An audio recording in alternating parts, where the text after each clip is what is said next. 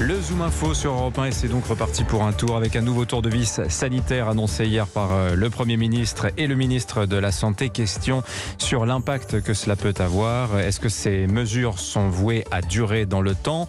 Sont-elles aussi un moyen d'éviter une nouvelle crise à l'hôpital? Cette crise dans la crise, comme il est désormais coutume de la nommer. Nous sommes pour en parler avec Philippe Vigier, biologiste et surtout député centriste d'Eure-et-Loir, membre de la Commission des Affaires sociales. Bonjour Philippe Vigier. Bonjour. Et Frédéric Bizard, bonjour. Bonjour. Vous êtes professeur d'économie à l'ESCP et présidente de l'Institut Santé, auteur d'un ouvrage, L'autonomie solidaire en santé, la seule réforme possible.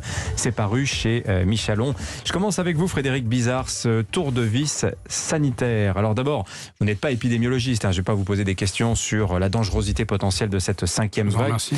Mais en revanche, son interprétation, comment vous lisez-vous ce nouveau tour de vis sanitaire? Est-ce qu'il est voué à, comme on dit, sauver Noël, sauver l'économie avant Noël, à éviter une vague, trop plus haute que toutes les autres, parce que semble-t-il, le pic n'est pas encore atteint et elle pourrait être assez haute, cette vague-là, sans que ça se traduise par une aggravation de la situation à l'hôpital qui va pourtant extrêmement mal. On a l'impression d'une réponse des pouvoirs publics pour éviter la submersion d'un hôpital déjà fragilisé par 18 mois de crise sanitaire. Oui, alors je reviendrai sur la crise du système de santé qu'il faut différencier de la crise sanitaire. La crise sanitaire est un phénomène accélérateur du déclin, de l'effondrement de notre système de santé qui n'est plus du tout adapté à son environnement. Donc ça, je reviendrai après. Sur la crise sanitaire, je pense que ce qu'a dit le président de la République, c'est-à-dire que c'est pas hors de contrôle aujourd'hui et ce qu'il faut, c'est arriver à trouver avoir une approche graduée qui permette de passer la fin d'année, au-delà de la fin d'année, les 4-5 semaines qui s'annoncent critiques vers le pic, avec des mesures qui soient les moins impactantes, avec des effets les plus faibles possibles sur un plan économique, mais aussi sur un plan social, parce qu'il y a beaucoup d'enquêtes qui sortent actuellement et qui montrent la fatigue psychologique, les troubles psychosociaux d'une partie importante de la population. Donc je crois que le gouvernement recherche un point d'équilibre entre tout ça. Et moi, j'ai trouvé que les mesures d'hier étaient relativement équilibrées. Le point critique aujourd'hui, c'est le pic épidémique chez les enfants, avec des taux qui sont très importants. Et on sait là aussi sur les conséquences de la fermeture des écoles. Donc moi, je suis assez favorable à essayer de renforcer avec le masque, avec des mesures barrières, et tenter de ne pas avoir à fermer l'école avant les vacances. Philippe Vigier. Oui, ces mesures sont graduées. Il fallait les prendre. Parce qu'il y a 45 000 cas positifs par jour, que les urgences, ça y est, on a passé le cap de 2100 personnes. On ne connaît pas la vague qu'on a connue l'année dernière. Je rappelle qu'il y avait 7500 personnes qui étaient en réanimation. Mais il fallait le prendre aussi pour protéger le personnel hospitalier qui a tant donné. Depuis 20 mois. On oublie, et moi je n'oublierai jamais, que eux sont en première ligne. Il ne suffit pas de les applaudir à 20h, il ne suffit pas de les récompenser comme on l'a fait avec les Ségur.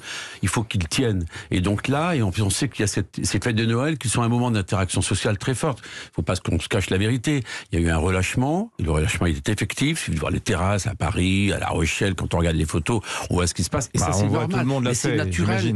Mais c'est naturel parce que tout le monde a été privé, tout le monde a tellement été privé de spectacles, de capacité à voir ses amis, bref. Donc, il fallait naturellement prendre ces mesures. Pour l'école, je partage ce que vous avez dit. La France peut s'enorgueillir du fait que c'est le pays d'Europe où on a le moins fermé l'école. En revanche, les enfants, je le constate, un matin j'étais encore dans mon laboratoire, et qu'est-ce qui se passe? C'est l'explosion du nombre de cas, il est chez les enfants. Alors il y a l'affaire de la vaccination qui arrive, normalement à partir du 15 décembre pour les enfants qui sont avec un risque particulier, on pourra les vacciner, et ensuite on pourra vacciner les enfants.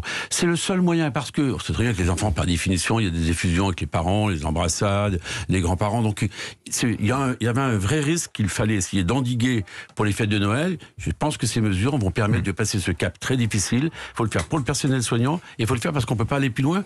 40 000, 50 000 cas par jour, c'est déjà énorme. Au titre des séquelles de la crise, les Échos publient ce matin les résultats d'une enquête menée auprès des proviseurs et principaux de collèges et lycées qui constatent une détérioration massive de la réussite scolaire.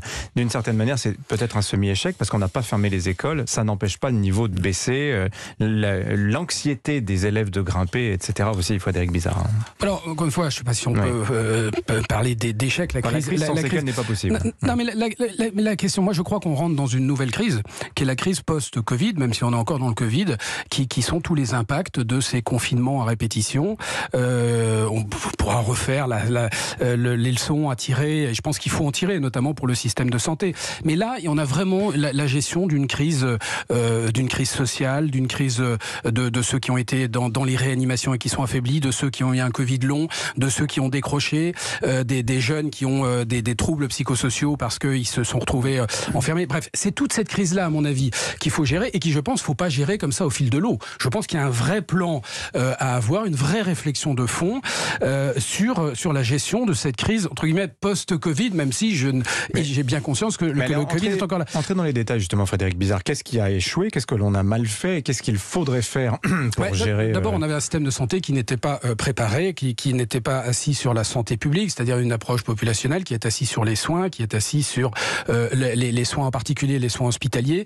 Donc il faut vraiment revoir notre organisation de santé publique. On ne va pas rester, si je prends juste un exemple, la gouvernance, on ne va pas rester avec une gestion à partir d'un conseil de défense qui n'est quand même pas là pour gérer la santé publique au quotidien. Ou alors ça pose problème. Donc il faut repenser notre organisation en matière de santé publique pour que l'État soit armé, non pas d'une armée d'agences comme on a et qu'on a vu parfaitement inefficace par rapport à la gestion de cette crise, mais d'une grande agence comme vous avez dans un certain nombre d'autres pays comme l'Allemagne et l'Angleterre, de l'Agence nationale de santé publique, qui donne une vision et une capacité à l'État de pouvoir anticiper. On voit bien qu'on a une grande difficulté parce que nous n'avons pas les instruments pour, et par exemple un instrument qui pourrait être mis en place, c'est une loi de programmation sanitaire à 5 ans. Vous savez qu'on gère la santé année après année sur des budgets, donc avec une approche comptable. Ce que dénoncent tous les soignants, puisque tout ça redescend jusqu'aux professionnels de terrain qui voient bien qu'on pilote cette santé à partir de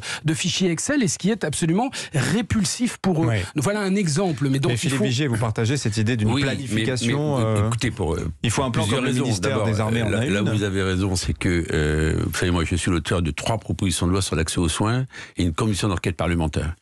Si vous mettez la crise Covid, qu'en plus vous rajoutez l'accès aux soins dans ce pays qui n'est pas assuré, et s'il y a un sujet où on a été bon, honnêtement, en 2021, c'est la gestion de la crise sanitaire si on regarde par rapport aux autres pays d'Europe.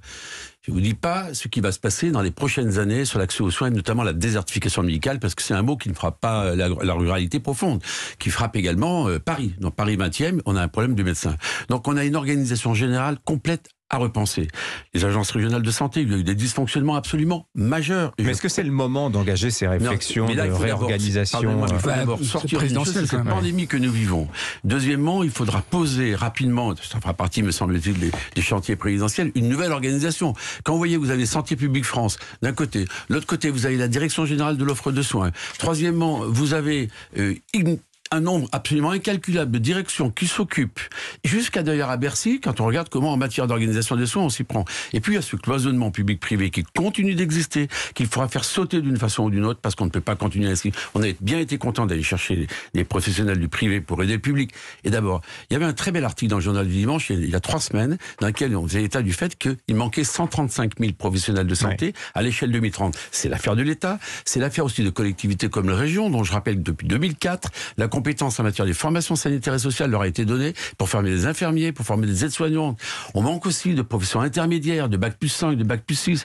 On a un système qui ne repose que sur le médecin tête de pont, bac plus 10 ou bac plus 12. Ça ne pourra pas continuer ainsi. Enfin, dernier mot quand même. Parce que les histoires de dépenses, non mais c'est très important, parce qu'en fait, c'est une logique comptable. Cette année, on met 3,8% d'augmentation du PIB, vous savez, pour les dépenses de ce qu'on appelle l'ONDAM, les dépenses d'assurance maladie. Pour la première fois, on n'avait jamais vu ça auparavant. Sous M. Hollande, c'était 1,6, 1,7, on collait à l'inflation. Vous avez des hôpitaux avec des dettes colossales.